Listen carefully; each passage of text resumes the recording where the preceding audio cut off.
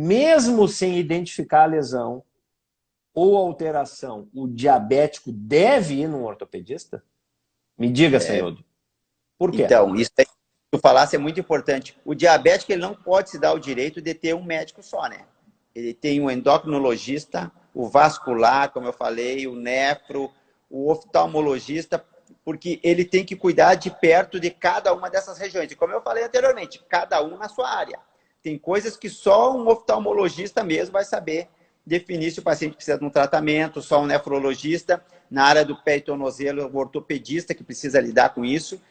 Mas, e o que é recomendado? Que todo paciente diabético, ele precisa fazer uma avaliação com um ortopedista pelo menos uma vez por ano.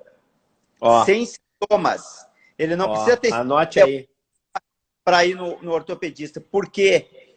Porque existem manifestações da diabetes ortopédicas que elas são silenciosas, né? E o que o ortopedista vai fazer de primordial ali? Ele vai examinar a sensibilidade e a presença de áreas de alteração de pressão. Existe um teste chamado teste do monofilamento. É um aparelhinho que se coloca no pé do paciente e testa se ele sente a pressão desse aparelho, do monofilamento.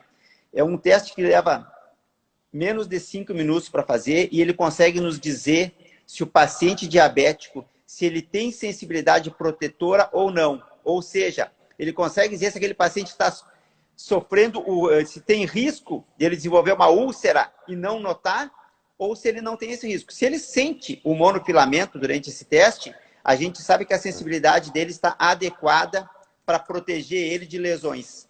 Se ele não sente, a gente sabe, ó, tu tem uma neuropatia, a chance de tu desenvolver uma lesão, uma ferida é muito maior.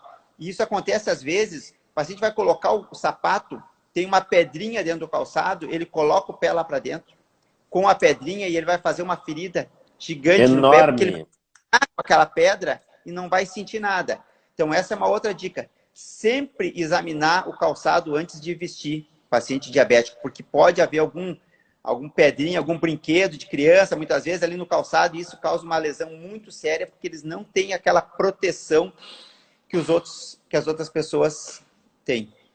Bom, muito importante. Então, tudo começa nessa questão de sensibilidade. E uma vez por ano, vai ter que procurar o ortopedista. Muito